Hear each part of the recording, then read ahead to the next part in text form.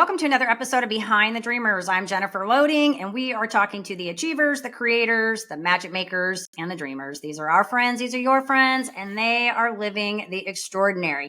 Well, I'm so excited about my guest today. He says with over 25 years of experience, he is an expert at simplifying the complex and putting things into systems. He uses technology to help speakers, coaches, and others, knowledge experts, communicate more effectively. So you guys are going to be in for an awesome treat. I'm excited to chat with him because I've already gotten to chat with him so many times off of this episode that we're doing right here. And he's an amazing person, a lot of talent, a lot of skill. And you guys are going to get to hear some good information today. But before we do that, we do need to do a quick shout out to our sponsor. This episode is brought to you by Walt Mills Productions. Need to add excitement to your YouTube videos or some expert hands for editing? Look no further. Walt Mills is the solution you've been searching for. Walt is not only your go-to guy for spicing up content, he's the force behind a thriving film production company with numerous titles in the pipeline. Always on the lookout for raw talent, Walt is eager to collaborate on film and internet productions. With a background deeply rooted in entertainment and promotion, Walt Mills leverages years of skills to give you the spotlight you deserve. Want to learn more about Walt and his work? Head on over to waltmillsproductions.net and let your content shine. Okay, so with that, we're going to bring our guest on the show today. Ely Delaney is an automated systems strategist and a best-selling author. He's the founder of the Networking Like a Rockstar course. And as I mentioned earlier, 25 years experience helping people simplify things. So Ely, welcome to the show. We're so excited to have you here today. My pleasure to come hang out with you today. This is going to be fun. And you got your Meet Cool People on the background because you got an awesome podcast and I love it. Got to have the Meet Cool People. That's the whole point of life. You know, it's like I always tell people, they always get confused about the fact that I'm an automation guy. And I'm like, yeah, but I automate everything I can so I can do the stuff that I can't automate, which is having real relationships and meeting cool people. And that's kind of where it came from. Yeah, no, I agree with you. And it's always fun to meet cool people anyway. So if you can spend time doing that and getting your work done, it's kind of cool. Exactly. All right. So let's talk about what you're doing. Tell us a little bit about what you got going on there, because I know our people are going to be going, okay, what's all of this about? Okay. So, I'm an old school automation guy. I started with some software that we're not even going to bring up any names, but a software that was around for a really long time back in 2007. They were very early on. Nowadays, automation has become a really common thing. Everybody and their dog is an automation expert. But reality is what I do is I help people not just with the technology, but how do you communicate more effectively? How do you build better relationships with the people that you meet, whether that be your prospects, your clients, your vendors, all that kind of stuff, and use those tools without losing the human touch. And that's the magic. That's really the biggest piece with it is how do you use tools and technology and automation and AI and all the different things that are out there. Because I know AI is the big hot button right now. But how do you use those tools without losing the human touch? And how do you still have a real conversation with people while leveraging your time? Because time is the one thing that we can't buy more of. And give us the time to do the real relationship building, the real meeting of the cool people.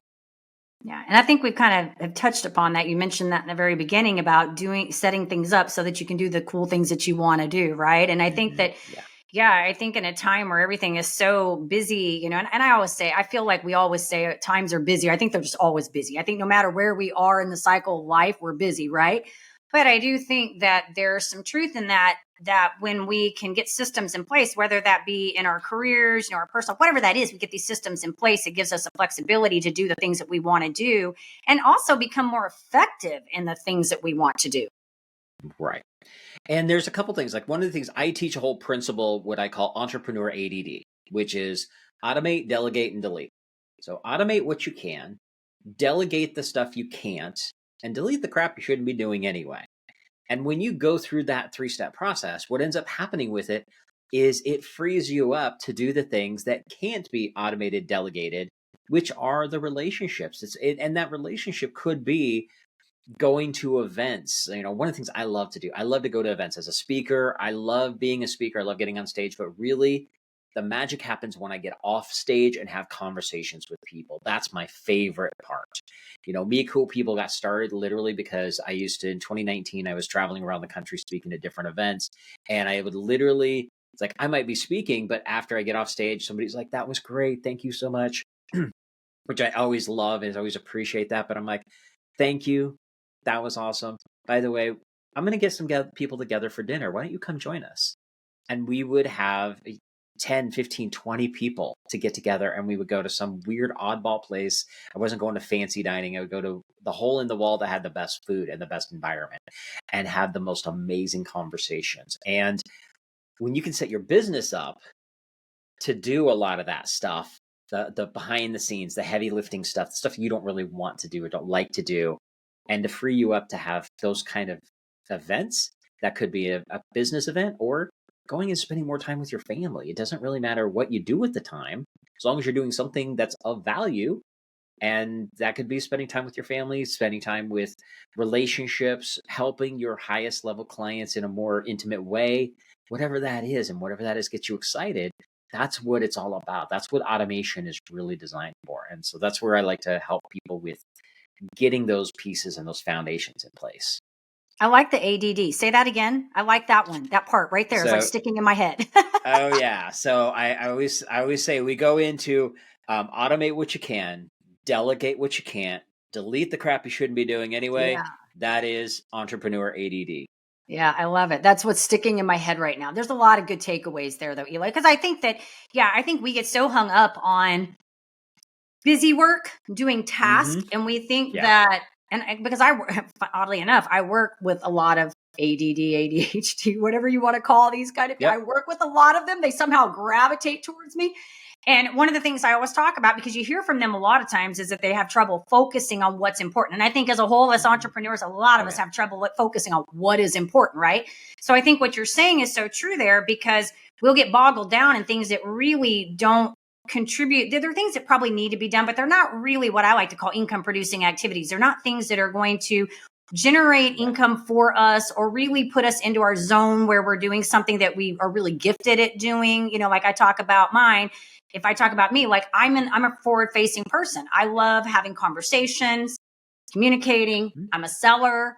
I'm okay on the front. The behind the scenes stuff, and not that I have a problem being behind. I just don't like the technical things. I don't like all those things. I get bored, and then I end up, what do you call it? Procrastinating, not getting it done. And so I think when you can take this, what you're talking about, automate, delegate, and delete, when you can come from this perspective, you can really start honing in on, okay, maybe this is an area that I'm not really good at. This is a delegation area, or maybe it's something I don't even need in my business. It's not something that is really important to what we're doing here, And so I think that I like I like how you got it into these little 3 letters, and it can stick in somebody's head. Yeah. Well, and here's the thing with that is that, like, I love to automate what I can. Really, it boils down to one thing, and I share this so much, is because we as human beings, we will drop the ball. We will screw something up. That is human nature. We will forget. Fires will happen. Things will get put on the back burner. It doesn't matter what the reason is. It's going to happen. Right. So if we can use the tools and technology that have been given to us to alleviate a lot of that and let the machine just do its job, then that makes it so it's like, okay, the human error has now been removed out of that. And that's why I'm a big advocate for using automation in our businesses as much as possible, except not when it comes to relationships. And that's the key with that, is because you can automate a lot of stuff. Like I have a campaign that runs for 3 years. My running joke is I could go outside and get hit by a bus today and still sell you stuff for 3 more years. And people hear that, they're like, oh, that's intense. And I'm like, yeah. I say it jokingly, and yes, don't worry about me. I look both ways twice before crossing the streets, and I stay away from both buses like the plague. But the idea behind it is, how can you let the machine just run so you can focus on things that are better? It could be your unique ability. What is it that gets you excited? What is it you're really best at? And most importantly, how do you have the real conversations with real people? Because that's the key. That's where relationships grow. If you want to grow your business, it is all about relationships. But you can't be spending the time on the relationships if you're worried about how am I going to post this social media every day, or how am I going to create these graphics on Canva or whatever. It's like, no, you shouldn't be doing that kind of stuff. Right. And that's where the great thing is you can delegate stuff out, which is awesome. But I try to automate first, because if even delegating to another human, it's still another human. They're going to mess things up. And it's not because there's anything wrong with the person. They're human. We make mistakes. Right. So let the robot do its job. And then if the robot can't handle it, then you bring in the human person to do the job. And then you also look at, a lot of times, sometimes I start people with the delete part section first, because it's like, okay, you're doing way too many things that are not important. We need to get rid of some of that stuff.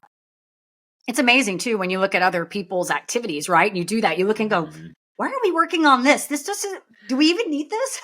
Right? Mm-hmm.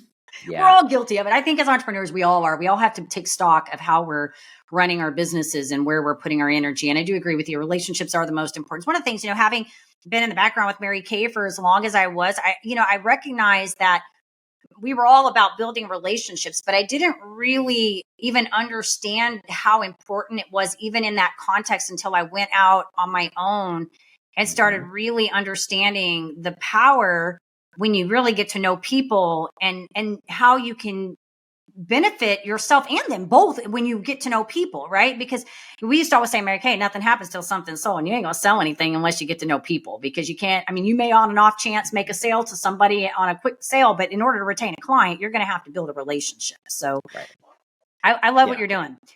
So quick question, because I like to talk about, the entrepreneur journey on here. And how long now have you been in business for yourself? We're going on close to 30 years. Okay, so you've been doing this a long time then. Yeah. Yes. Okay. So yeah, this is my second business. The first one was a web and graphic design agency. I grew that from my dining room by myself, worked in insane, crazy hours. I ended up growing it to the point where I had an office. I had 5 employees, closing 3 to 5 contracts a week. We were killing it, growing like crazy. And then I realized I didn't like having an office, and I wasn't sure I liked my employees either, and had to make a change and delete. Yeah, you had to delete. I had to delete. I did, and I deleted. I restructured the entire thing, and the funny thing is that as soon as I did that, I went through that process, that delete phase, and as soon as I did that, I literally, the monthly income dropped by $10K a month, but the profit increased by 20 by doing that, right? Because I became more streamlined and I focused on the most important things. Yeah, I'm glad I asked that question, because that's an important concept right there. Because a lot of times people think they're looking at the dollars coming on, but then they're not really looking at where their money's going. And if you're, making this, but you got a lot going out the door because you're not automating and deleting, right? Getting systems in place, then you're wasting a lot of money, and you may not be taking in as much as you think. So thanks for sharing that. Oh, you're welcome. It's a good point. A lot of people, and I think we all,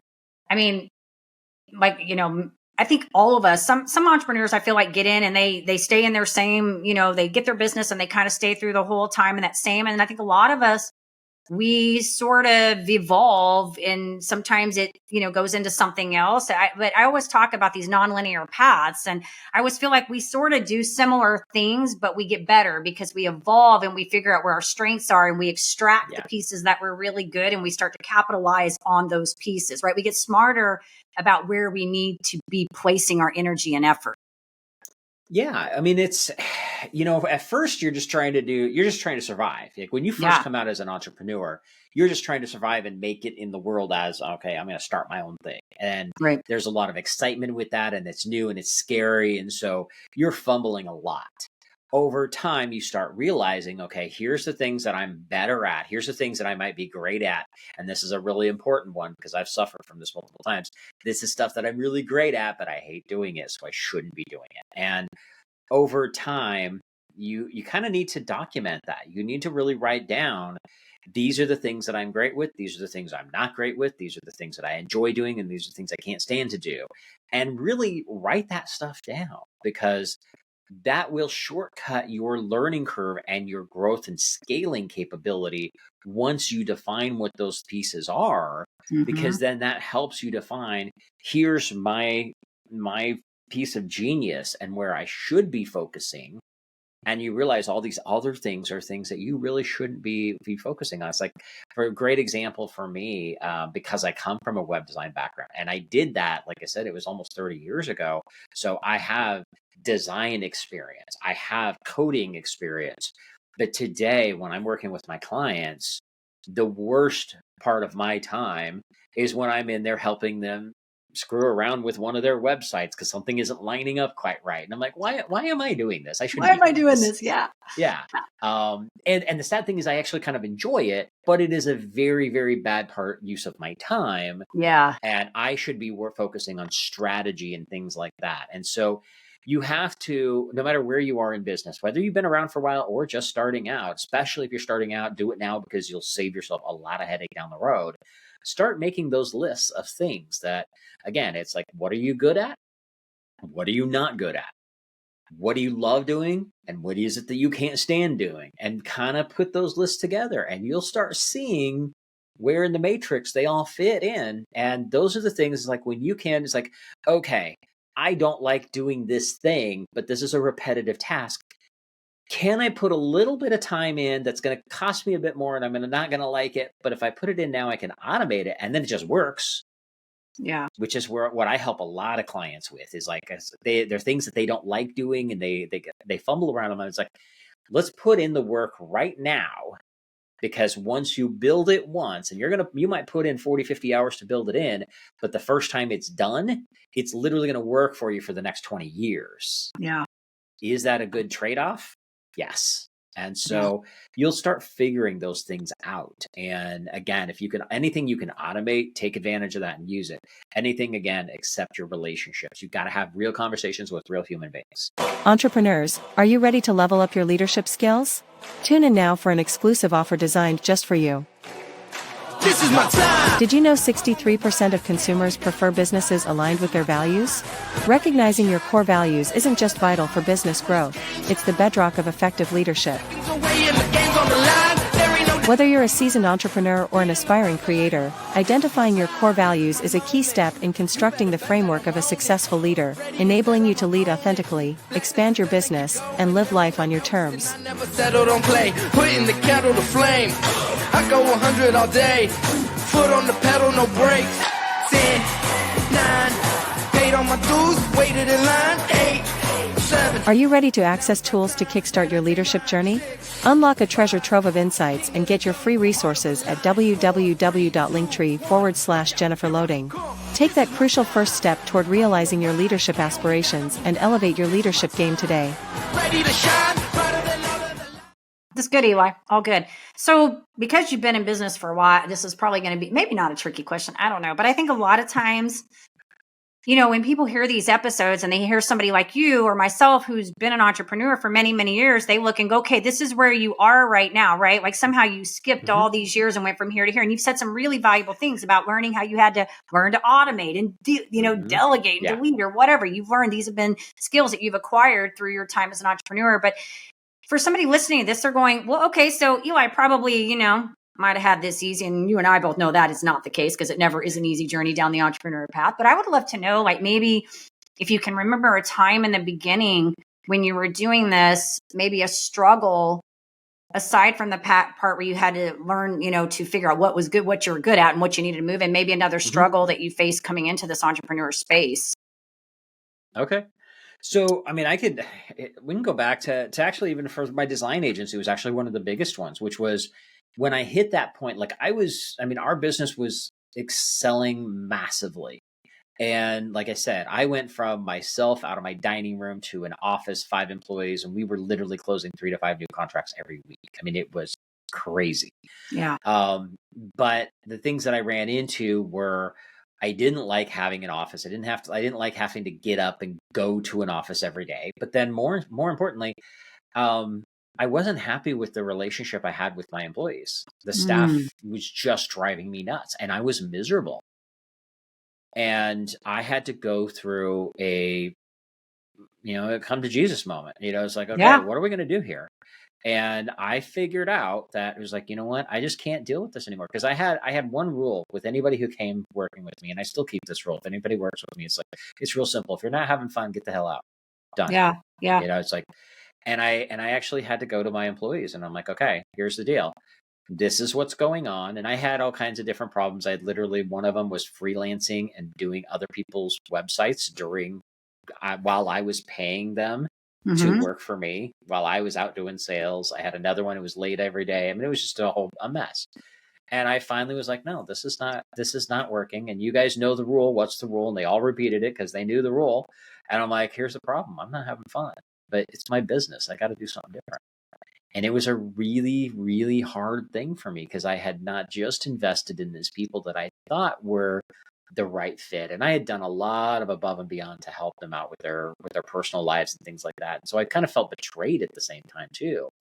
But I had invested so much in the business to be prepared to have all the equipment and the software and everything we needed that it hit me hard. But I was like, you know what? You got to do it. And it was a little bit of a struggle to kind of figure out what was that going to look like. And once I did, it worked very well.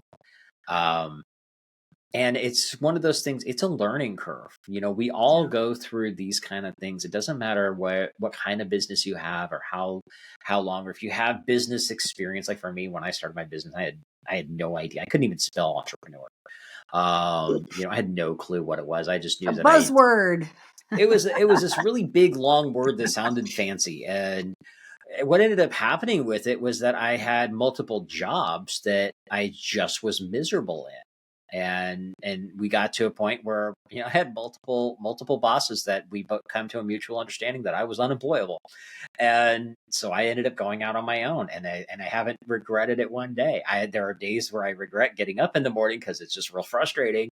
But that's part of entrepreneurship. And if you're in this journey and you haven't hit that point yet, know you're going to. The kicker is that worth it for what's on the other side? Because even like I said, almost 30 years later, I have been doing this a long time. I've shifted to a completely separate business. I've completely shifted on how that business looks. Like what I do today is very different than it was 10 years ago.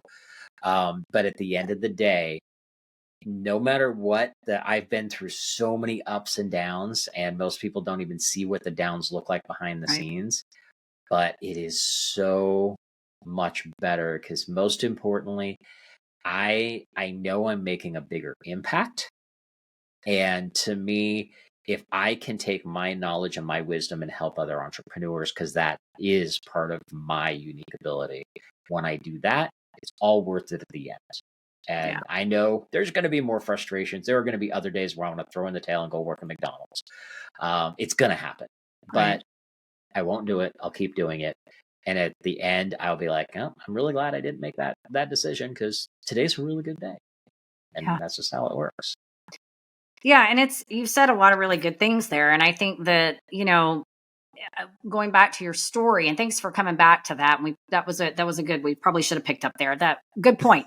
It's all good. Yeah. I think that there is, anytime you're making change, and I don't know whether it's, you know, jumping in an entrepreneur space or if you're going to go make a change in any area of your life, I think it's hard, especially when you get in a comfortable space where you financially, you were comfortable, right? You knew what you were doing there. You had things right, but you were unhappy in the space that you were in, and you recognized that. And I think that's a hard decision sometimes when you're in those comfortable spaces of, do I let that go? And I think that's why you see so many people in the workforce, like they'll be at a job that they've been at for years making good money. And then all of a sudden, you know, later stages of life, they decide, you know what, my priorities, this is not in alignment with my core values, and I don't know if they want to use the word core values. They'll just realize it's not in alignment with their priorities. They're miserable, right? Like they just know, I'm just not happy where I'm at. You and I know better. We know that it's because it's probably not lining up with how they see their life, right? And so they walk away and they take a job where they make less money, but they're happier. And I think it all comes down to, when you look at this, it's really about take what you say and what we're saying here about everything, learning to work within your gifts, finding where you're happy in alignment with your core values, and building on relationships. If we had to sum up all of these points that we're talking about in this particular episode, I really think that's the key to being happy in entrepreneurship. It's finding what you're good at, right? Delegating, automating, working in your zone, building your relationships, and making sure that all of this is in alignment with your values. And You got a perfect combination. Yeah. And know that things will change. You may get to a point, you might be happy as a clam today and just rocking it. And then next year, it could be 3 months from now, all of a sudden it's just like, you know what, this isn't serving me anymore. And you may not even know why. And I tend to be really slow to make that change when I do, because I'm a lot more stubborn and I don't like to give it up. Sure. Even more recently, I've changed a bunch of stuff in my own business that it's taken me like a year and a half to finally go, okay, fine, we're going to do Let it go. Let it go. Move on. Because some of us are stubborn and slow and, Yeah. it happens. But know that those kind of things are going to happen and it's okay. And you are going to resist it because human beings by nature don't like change. Right. We want to stick with what's comfortable. That's why so many people stay in the same job for years that are miserable, is because that's a safety zone. That's where they're comfortable, even though they're comfortable being uncomfortable because they hate it. They don't like it, but they're comfortable being there. And it's the pain is not as much as the pleasure to move in their eyes. And so if you decide to jump into the entrepreneur world, that's where it's like, all right, we're changing this. And you brought up something earlier. You talked about working with a lot of people that are ADD or ADHD. Reality is that most of us entrepreneurs are. Okay? Absolutely. Whether you've been actually diagnosed or not, chances are, if you're an entrepreneur, chances you are probably you are. right? Just admit it. Just be okay with it. Yeah. Here's a cool thing: is like when I had somebody early on when ADHD was still kind of a new thing. I had somebody that's like, well, I went to the doctor and I've been diagnosed with ADHD. I'm like, oh, really? We had no clue. It's like just totally joking. It's like, by the way, how much did you pay for that? Because I could have told you the same thing for half the price easily. Embrace it. No, because all that is your brain is wired differently, and entrepreneurs, by definition, entrepreneurs solve problems for a profit. Your brain is wired to look for a problem that you can fix. Right. And that's why focus is so difficult, because your brain is looking for that. The problem is that once you get the idea of how to fix it, your brain is done. You're moving on to the next thing when it might not have actually been fixed yet. You know how to fix it, but you don't want to do the work. You want somebody else to do that. That's where delegation comes in, right? Good. And always know that. And know that if you are into this entrepreneur world, chances are, you will probably have a bit of ADHD in you, and that's okay. Embrace it. Have fun with it.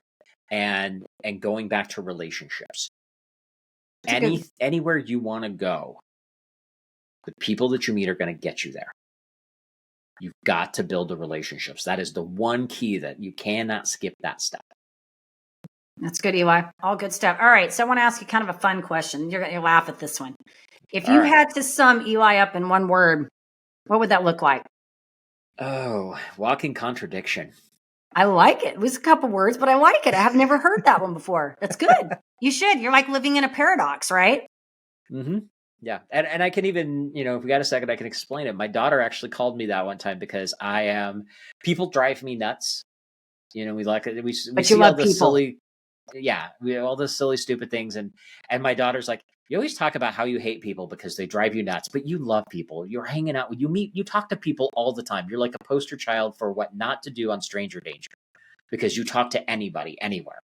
And I was like, oh yeah. And it's true. I'm a walking contradiction because people drive me nuts because they do silly, weird things that I just don't contemplate. I don't understand. But at the same time, hearing people's stories of why they do what they do and how the journey that they've been on has been just so fascinating. And so that's why I'm a walking contradiction. I like it. Well, if you understand the whole, I would bring this little plug in because I've talked about this before about the five dysfunctions, the levels of adult stages of development. They talk about on the higher levels living sort of in a paradox where like you can change your mind about things. You don't have to be set in stone about everything. That's when you mentioned about stubbornness. It's okay to be stubborn. Sometimes I think you've got to be stubborn as an entrepreneur. I think you need to be stubborn really in a lot of things if you want to excel. But I think sometimes you got to learn to let things go and change your mind, right?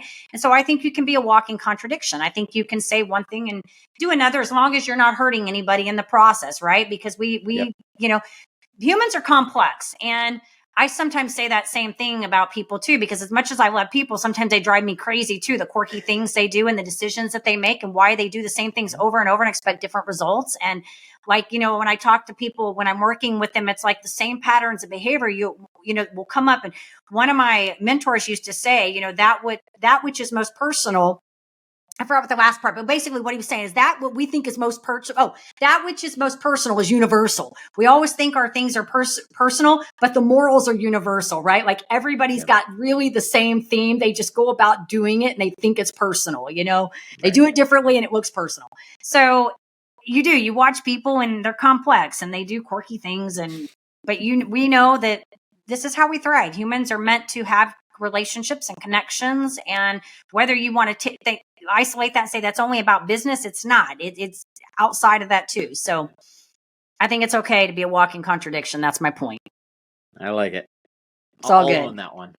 All right, Eli, why don't you put a plug in real quick for your podcast and tell us where we can find you, website, all those good things. Yeah, so the podcast is the Meet Cool People podcast, and it really is exactly that. I had the honor of getting to meet some really amazing people, as a speaker when I was traveling all over the country, to the point of people that I meet in the virtual world now, networking in person. That's how you and I met, was through somebody else that I'm in another group with. I get to meet some really amazing people, and the podcast is my way to be able to share them with other people, because it's like, okay, you're cool, you got some good stuff, I want other people to meet you. And so that's what I do with the podcast. And the easiest way for people to get a hold of me, it's real simple. Go to connectwithely.com. Ely is ELY, not ELI. If you go to ELI, it's going to be some dude, and I think it's a commercial real estate dude in the middle of South Dakota or something like that. Not who we're talking to today. Yeah. So connectwithely.com. You can find a link to the podcast, my website, all my social media. If you thought this was a fun conversation, like I said, I love meeting cool people. You can even book on my calendar right there. We'll have a good chat. It doesn't matter. It's all about having fun, meeting cool people. So that's the best way. Connectwithely.com. All the places you need to do are right there. I do ask one thing though. If you're going to reach out to me, I totally encourage it, no matter how you do it. But please say how you heard me. You heard me on this show, because I love to know, where am I making an impact? Where did people come from? Because I would not have met you if it hadn't been for Jennifer. Yeah, I mean, that's really where it works. So if you're reaching out to me, make sure you just put a little note with it. Absolutely. Good stuff, Eli. We'll make sure too, when we get, all the bells and whistles on there, we'll get some plugs in there for you too, so everybody knows where to find you. So, and your website looks nice, by the way. I checked it out. Lots of good stuff on there. So our people can definitely head on over there and see what you got going. And if they need to automate, some systems, then you're the person they need to be chatting with. So definitely. Love to chat with them about it. All right. And then, of course, we do want to say to our listeners, if you've enjoyed the show, head on over to Apple, give us a review over there. You can head on over to YouTube, subscribe. And as I always say, in order to live the extraordinary, you must start. And every start begins with a decision. You guys take care, be safe, be kind to one another. We will see you next time.